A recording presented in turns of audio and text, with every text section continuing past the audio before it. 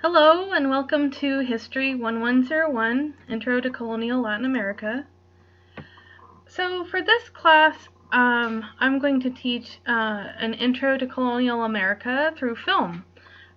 Just for the summer because we're all tired after a long semester, and it's fun to watch movies and kind of think about how film addresses history in the interesting ways that film can be anachronistic, can introduce modern topics to historical subjects. So that's what we're going to do this semester.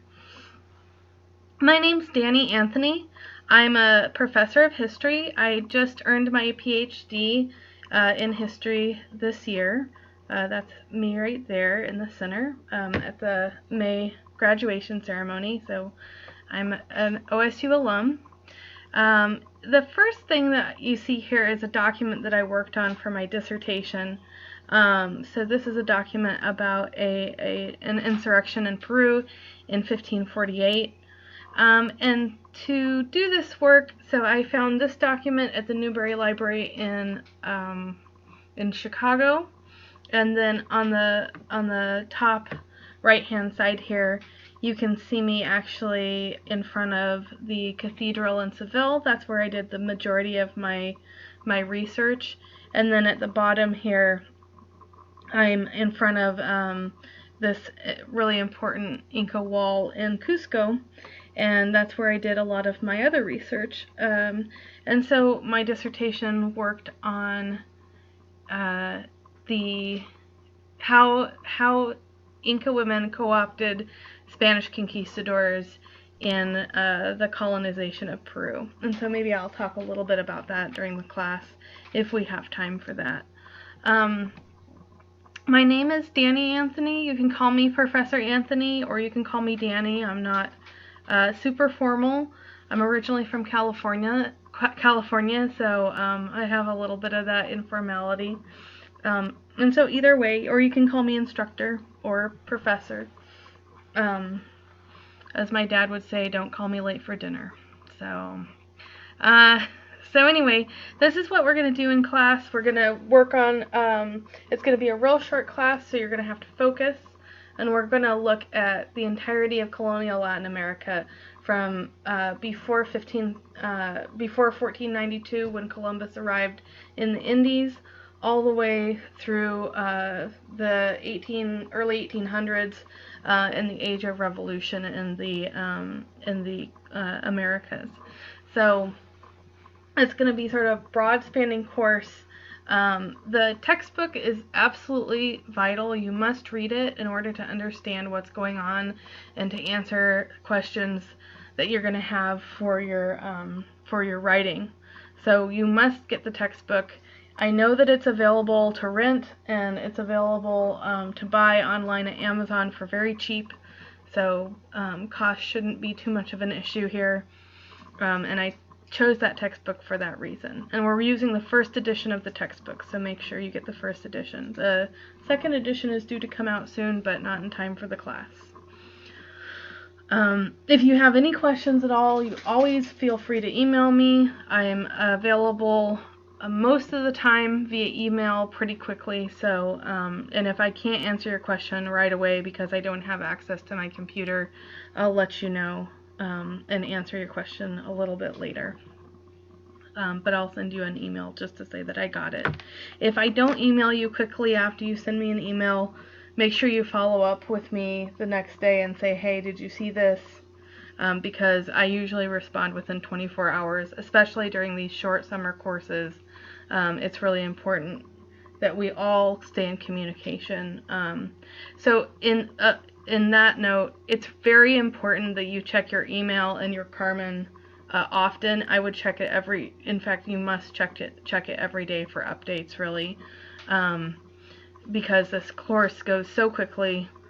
Every day there might be something new that I realize that I need to let you know about. In general, though, you must check your email, and that's the primary way that I'll be contacting you, mainly because the Carmen, communicating via Carmen with their messaging system doesn't always work. Sometimes the messages get lost, so I'd prefer to communicate via email with you, using your OSU account generally. And then the last thing that I'm going to talk about very briefly is how to use citations, what plagiarism is, and how to avoid academic misconduct. That's something that for some reason in this class I almost always get one student going to COAM, to the Committee of Academic Misconduct, and I don't want to do that because it's a pain for me, it's terrible for you.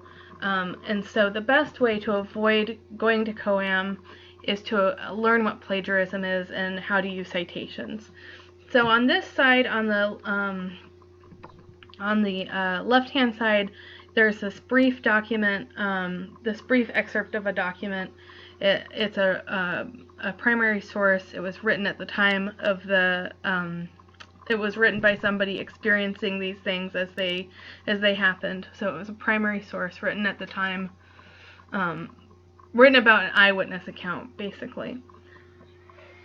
To use this document in your papers or in your discussions, really that's the only two things you're going to have to do. So if you're going to submit a discussion post, if you want to paraphrase something, so for instance, you could say, as Las Casas described in this account, Hispaniola was a highly populous island at the time of blah blah blah. So this is from right here, right? It's right in here, and it's a paraphrase, which means that it's not a direct cite.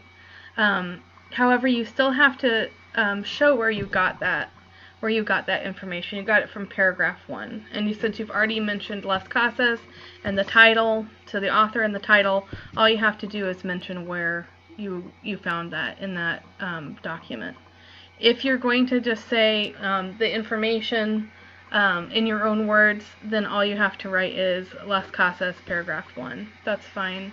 You could also use the title. I'm not going to be super super specific about what you have to use.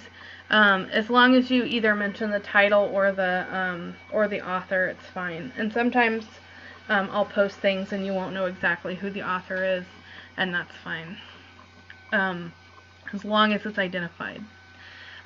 If you want to direct quote, so for instance, according to Las Casas, Hispaniola, quote, was swimming with people in 1492. There you're taking a direct quote from the document, and you need to use quotation marks around it to mark that you got it from the document. So that's the difference between paraphrasing and quoting. Quoting, you use the actual words from the document. Paraphrasing, you put it in your own words. After citing, always include a citation. So if after you have your quotes, you end your sentence, you put your citation in parentheses before the period, and you're good to go. If you're paraphrasing, you can wait until the end of the paragraph or after you provide all of the information that's from the document. So if you're doing a couple of those, you can wait a little bit. You don't have to put it right after your paraphrase, because then you're going to have like 20 citations in one paper, or in one paragraph, I mean. Outside sources. Do not ever use outside sources. Whatever you're going to need for the class is going to be provided to you on Carmen or in your textbook. I don't allow outside sources because often students use it and they use it incorrectly and plagiarize. So use correct citation. Avoiding using outside sources generally means that you won't plagiarize. And again, for COAM, I have to submit documents to COAM. If I don't, actually, I'm in a violation of academic misconduct.